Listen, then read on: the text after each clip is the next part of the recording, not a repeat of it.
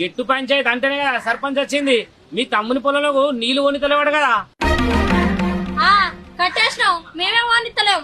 మరి ఇంకేంది, కట్టేశావంటే గట్టు పంచాయతీ కదా. బరాబర్ తమ్ముని పొలంలోకి నీళ్లు పోవాల్సిందే. చెప్తుండే కదా పెద్ద బాపు, గట్టి పంచాయతీ కాదని. మరేం పంచాయతీ? ఇది జుట్టుకోడు పంచాయతీ. ఏంది జుట్టుకోడా? జుట్టుకోడా ఏంది? అబ్బా ఏం యాక్ట్ చేస్తాడు పిల్లగాడు.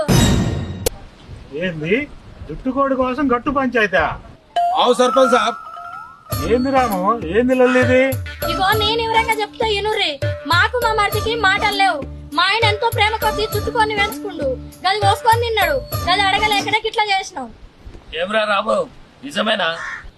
జుట్టుకోడికి గట్టు పంచాయతీ ఏంది? దానికి దీనికి లింక్ ఏంది? ఉంటది, ప్రతి ఒక్కదానికి లింక్ ఉంటది. అన్ని లింకు తోటే నడుస్తాయి. అప్పిచ్చినోడు కట్టకపోతే ఇల్లు చెప్తారా? ఇది గంతే. నువ్వు వాడి జుట్టుకోడి తిన్నావు, వాడు గట్టు పంచాయతీ పెట్టిడు. జుట్టుకోడి తిన్నందుకు నువ్వు జరిమానా కట్టాలి, అప్పుడే నీళ్లు వదులుతాడు. ఏమంటావు కృష్ణ? అది మామూలు కోడి కాదు, బంగారు కూడా ఏంది? అంతకన్నా ఎక్కువే. ఆ జుట్టుకోడి తిన్నందుకు 1000 రూపాయలు జరిమానా కట్టు. అనవసరం గట్టు పంచాయతీ అని అందరూ వచ్చారు. పోండి ఇటు పోండి.